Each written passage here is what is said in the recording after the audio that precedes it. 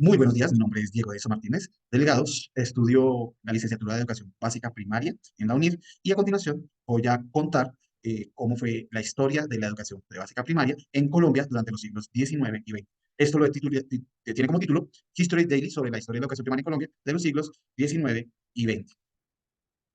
Entonces, iniciamos con el decreto del 20 de julio de 1820 por el Libertador en Cúcuta sobre el patronato y dirección de los colegios. Se inicia la enseñanza oficial en nuestro país. En ese entonces la nueva república tenía la doble tarea de establecer un sistema educativo gratuito e igualitario, además de ser extensivo a la nación, por lo que la república buscó crear escuelas gratuitas para todas las clases sociales. Además, se empezaría a borrar la vieja filosofía de la colonia en relación a los procesos educativos y fomentar una educación práctica que dignificara todas las profesiones, se instruyera sobre los derechos y deberes del ciudadano, además de vincular a la mujer en estos procesos. El vicepresidente Francisco de Paula Santander, que es el que vemos allí en la imagen, creó un sistema de educación primaria. Por este acto se le considera a Santander el padre de la educación pública en la Gran Colombia. Mediante el decreto ordenó el establecimiento de escuelas que enseñaran a leer, a escribir y a sumar, estudiar también la religión y se instruyera tanto en los derechos y los deberes a niños blancos e indígenas. Surge entonces el Congreso de Cúcuta, que expidió leyes referentes al establecimiento de escuelas para niñas en los conventos religiosos. Se reformaron los colegios y las casas de educación y crearon escuelas y universidades. Este Congreso ordenó a los conventos la creación de dichas escuelas para mujeres, quienes podrían definir los programas y el reglamento que podrían manejar. De igual forma, se definió la creación de escuelas en poblaciones con más de 100 habitantes, quienes los padres deberían financiar la educación, si contaban obviamente con los recursos, o en tal caso, les correspondería al gobierno. En el año de 1845 se crea la primera escuela normal superior, es decir, se abre sus puertas, la cual nace como una entidad de difusión de conocimientos prácticos como lectura, escritura, religión, así como política republicana. Su creación se dio en el Congreso de Cúcuta, el que ya mencionamos anteriormente, que se dio en 1821, mediante la ley sexta del artículo 15 de agosto de 1821. Se emprende así el primer proyecto de construcción de las escuelas normales en alguna ciudad de Colombia y posteriormente se difundiría en otra región del país buscando nuevos métodos a través de la uniformidad de la enseñanza y la accesibilidad económica a la educación. Una de las más importantes motivaciones para emprender esta iniciativa fue la adversidad que implicaba el analfabetismo para el conocimiento de los derechos ciudadanos y obviamente la posibilidad de sufragar. Fue así como se proyectó la educación como una prioridad nacional. Entonces se funda la primera escuela normal que se ubica en Bogotá, de orientación lancasteriana, así como la de Cúcuta luego y la de Quindío, y también se emite órdenes para la creación de escuelas normales en Caracas y en Quito. Hasta el momento, la educación primaria asumió las directrices de la ilustración para preparar a los ciudadanos en el derecho de sufragar, el cual tenía como requisito saber leer y escribir. Aparece Francisco Antonio Sea, que a quien se le encomendó la labor de contratar profesores extranjeros que contribuyeran a la formación de escuelas dedicadas a las matemáticas, las ciencias naturales, la mineralogía y algunas ciencias médicas. Es así como se incluye en la educación las ciencias naturales. El día 17 de mayo de 1822, el vicepresidente de la República, general Francisco de Paula Santander, que ya vimos anteriormente, él era encargado del Poder Ejecutivo, porque es por ser el presidente, expidió el decreto nacional número 55, por el cual creó el Colegio de Boyacá. Así dice el artículo primero de este decreto. Se establece en la ciudad de Tunja, capital del departamento de Boyacá, un colegio donde se eduque la juventud bajo las reglas que prescribirá el gobierno y con el nombre de Colegio de Boyacá, una institución educativa de carácter oficial y pública, con una filosofía republicana para la educación de la juventud. Este decreto fue firmado por el vicepresidente Francisco de Paula Santander, el hombre de las leyes, y por el secretario del Interior, José Manuel Restrepo, con el Colegio de Boyacá, se inicia la educación pública en Colombia. Ya habíamos mencionado el método lancasteriano. Desde 1820 hasta 1825, este método fue empleado en las escuelas de la Gran Colombia, que consistía en ofrecer una instrucción a una gran población de niños con un costo muy bajo, gracias al apoyo de monitores que tenían los profesores. Junto con el método antiguo, numerosas escuelas fueron abiertas en Bogotá, Neiva, Mariquita, Tunja, Pamplona, Socorro, entre otras, haciendo uso de los métodos mencionados anteriormente. En 1825 se genera un informe en el que se registró la presencia de colegios y casas de educación en gran parte de las provincias que integraban para entonces la Gran Colombia. Entre 1820 y 1826 se decidió abrir colegios y casas de educación, financiadas en su mayoría por conventos religiosos, donde las primeras ofrecían formación, es decir, los colegios ofrecían formación secundaria y superior, mientras que las casas de educación combinaban la primaria con la secundaria. Se crea la Dirección General de Educación con sede en Bogotá y sucursales en cada uno de los departamentos. Esta dirección definiría el plan de estudios para los niveles elementales y universitarios integrados en el nuevo sistema de educación pública. Hacia 1828, un gran número de escuelas continuaban aplicando el método lancasteriano que ya mencionamos, que se dedicaba a la enseñanza de aritmética, lectura, escritura, moral y religión. No obstante, los conflictos entre Santander y Bolívar generaron una inestabilidad política que influyó en las escuelas, haciendo de estas centros con poco adelanto o mejora en el elemento educativo. Es cuando en 1833 se informó a través en el Congreso que se da en este año, la presencia y funcionamiento de 378 escuelas que albergaban 10.449 alumnos. Para el siguiente año, para 1834, esta cifra crece registrando 530 escuelas que reunían 17.010 alumnos, entre los cuales 15.619 eran niños y 1.841 eran mujeres. Durante la presidencia de Santander se da por primera vez la inversión de los recursos del presupuesto nacional a la educación, contribuyendo con materiales como pizarras, manuales de lectura, lápices, entre otros. Según la experiencia de John Stewart, que hizo una expedición por la Nueva Granada, dice que los sectores populares no se vieron tan beneficiados con el proyecto educativo emprendido por el gobierno, el que ya se mencionó con anterioridad. No obstante, se reconoce el alejamiento de la educación con el clero, o sea, como que se distancia un poco y que las instituciones laicas, que son las que no estaban dirigidas por la parte religiosa, contaban con apoyo de textos provenientes de los Estados Unidos. Durante el periodo del gobierno de los conservadores, el interés no recaía en la expansión y la apertura de escuelas, sino en la reflexión sobre el bienestar del estudiante, los métodos de enseñanza que permitieron mejores procesos de comprensión, por lo que la educación se adecuó acorde a las necesidades de la población sin distinciones de edades. Se promueve entonces durante el gobierno de Mariano Ospina Rodríguez, estamos hablando de 1857, 1858, el regreso de los jesuitas, que los habían sacado, habían distanciado la educación de la parte religiosa, para que se diera la fundación de colegios liderados por sacerdotes. Por otra parte, la educación en colegios y universidades se había en detrimento debido al método memorístico y sin sentido de la educación, por lo que Ospina viaja a Europa a identificar nuevos modelos y poder fundar un colegio industrial y científico, con ello dar pie a un nuevo plan de estudios. Este plan de Ospina, que prevía la fundación de escuelas normales, además da más impulso a la educación privada que a la pública.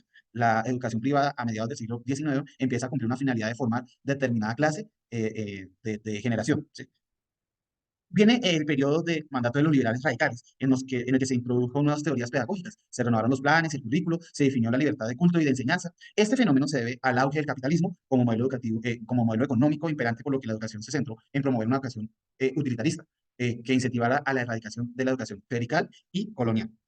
Se aprueba entonces la ley 89 de 1890, cuya descripción dice que determina la manera como deben ser gobernados los salvajes que se reduzcan a la vida civil, a la vida civilizada, es decir, los indígenas, ¿sí? Y con ello surge un decreto que permite organizar el sistema educativo asignando cargos y responsabilidades administrativas y financieras al gobierno y a los departamentos. De igual forma, se determinan los parámetros para la educación primaria, secundaria y universitaria, donde los rectores adquirieron atributos sobre los catedráticos y los planes de estudios. Algunos eventos como la poca preparación de los profesores, el desinterés de varios gobiernos en temas de apoyo como de proveer recursos e inversión a la educación y la descentralización del sistema educativo hacen parte de las dinámicas presentes durante esa primera mitad del siglo XX en materia de educación. Luego de haberse terminado la Guerra de los Mil Días, el país entró en un proceso de reconstrucción político y económico. Para el año 1903 se estipula la Ley 39, que formaliza la enseñanza oficial en los niveles de primaria, secundaria, industrial, profesional y artística. De igual forma, se asignó la responsabilidad de la educación primaria, que era gratuita, más no obligatoria a la época, a la Iglesia Católica. Entonces comienza algo muy importante durante esta parte del siglo XX, en la que Colombia tenía en vigencia el concordato con la Santa Sede de fomentar la enseñanza de la educación católica. Uno de los principios fundamentales que promovía en la educación la Iglesia Católica fue el de incrementar la práctica de las virtudes cristianas, llevando al sentimiento moral en los niños hasta el temor a Dios, una constante que se manejó desde la época colonial, cuando llegaron aquí llegaron aquí los españoles. Lo anterior llevó a que se buscara evitar que niños y niñas estuvieran juntos en una escuela, lo que podía llevar fácilmente al pecado, decían ellos, la tentación a que podría ser objeto si dos personas del sexo opuesto tuvieran algún acercamiento o roce. Entonces, en las escuelas elementales se enseñaba a niños o a niñas lo más básico, pero en locales separados, es decir, en colegios totalmente, había colegios para niños y había colegios para niñas, localizados en las cabeceras municipales. Hasta bien entrado el siglo XX, los docentes tenían el deber legal y moral de prohibir la presencia de un estudiante del sexo opuesto, aún por los alrededores de las instituciones. En esa enseñanza religiosa tuvo sus aspectos positivos y negativos, fomentó las sanas costumbres según los cánones de la época, pero a la vez generó situaciones polémicas en personas que exageraron el manejo religioso de sus vidas, llegando a fanáticos que motivaron situaciones de violencia, incomprensión e insolidaridad con vecinos que no practicaban su credo católico. Por entonces fue famoso el texto de la escuela, publicado en la capilla La Alegría de Leer de grado tercero, el cual se ilustraba con la figura de un niño que llevaba puesto un gorro que decía burro, y en sus pies el letrero, entre comillas, la letra con sangre entra, lo cual se podía complementar con el castigo de dolor, que era común y aceptado en la sociedad. Pero la resolución 23 de 1911 prohíbe el uso de la férula, que era la que usaban para que el niño no escribiera con la mano zurda, y de cualquier acto que conlleve a un castigo físico en las escuelas del país. La ley 114 de 1913 define el marco de las pensiones y la jubilación de los profesores de las escuelas. Esto es un elemento muy importante en la educación. En el año de 1917, concretamente, se da el primer Congreso Pedagógico Colombiano. A saber, para ese momento solo el 20% de la población escolar estaba alfabetizada, lo que hizo que los gobiernos de turno implementaran distintas políticas para la generación del bicentenario, con base en los principios republicanos. Para todo lo que hemos mencionado, esta primera mitad del siglo XX, la educación se caracterizó por la baja tasa de escolaridad, como lo mencioné anteriormente, la falta de maestros y su escasa o nula preparación, una alta tasa de analfabetismo, la poca inversión y la prioridad en los diferentes gobiernos.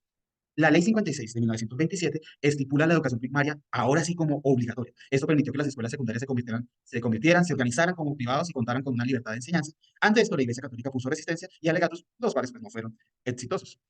El Ministerio de Educación Nacional fue creado mediante la Ley Séptima de agosto 25 de 1886. Anterior a esta fecha se creó la Secretaría de la Instrucción Pública por la Ley Décima de 1880, que reemplazó a la Secretaría del Exterior, que era la del Ministerio de Gobierno, que antes de 1880 atendía los asuntos educativos.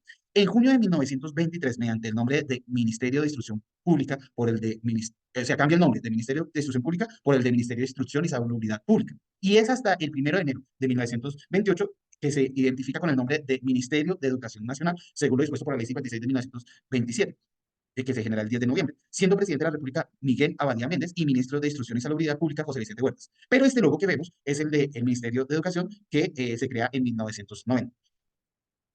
Desde principios del siglo XX, Agustín Nieto Caballero fue el primero en adaptar el contexto bogotano a ideas europeas y norteamericanas de la escuela activa, creando así el Colegio Gimnasio Moderno de 1914. Posteriormente, Colombia entra en la modernidad pedagógica de manera oficial a comienzos del año 1930. Aunque la reforma constitucional de 1936 garantizaba la libertad de enseñanza y permitía la secularización de las educaciones desde que ya no está dirigida por la Iglesia Católica, es marcada la influencia o sea, que la Iglesia va a tener hasta finales de la década de 80 y principios de los 90.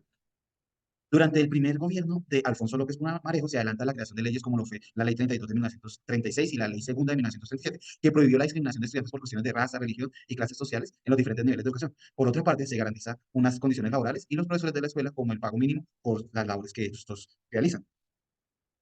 Entonces instalan una nueva idea de educación como un sistema planeado, organizado, que responde a unos fines sociales. Los problemas de cobertura, la deficiencia de los establecimientos educativos, la baja capacitación de los docentes, la brecha entre la educación rural y la urbana van disminuyendo, pero todavía se logra evidenciar. Por los años 60, el pensum oficial que regía la enseñanza primaria era el siguiente. Asignaturas como lectura, escritura, redacción, lenguaje, ortografía, matemática, cívica, geografía, historia, religión, dibujo y ciencias naturales. Había otras actividades que incluían obras manuales, canto, educación física, puericultura, labores agrícolas, culinaria y costura para las mujeres. En 1970, con el Plan Quinquenal de Educación Integral, se contempla la unificación de la escuela primaria en 5 años en el área urbana y en la rural y la división de la secundaria en 2 ciclos, uno orientado a carreras prácticas y técnicas y otro a la universidad y a las escuelas normales. Y pues ya aquí estamos finalizando el siglo XX, entre 1976 y 1931, que es donde surge la constitución política que nos rige actualmente y la cual dice que la educación es un derecho de todos los niños. La preocupación de los gobiernos se centra en mejorar indicadores poniendo el énfasis en la capacidad cuantitativa del sistema para responder y atender la demanda de maestros, número de estudiantes matriculados, entre otros. Ya en el año hacia 1991, el Estado colombiano ya suscribe varios pactos y acuerdos internacionales que lo comprometen en las garantías de los derechos humanos. Uno de estos, pues, el derecho a la educación. Hasta aquí esta historia de la educación primaria en Colombia. Agradezco la atención y que terminen de tener un excelente día.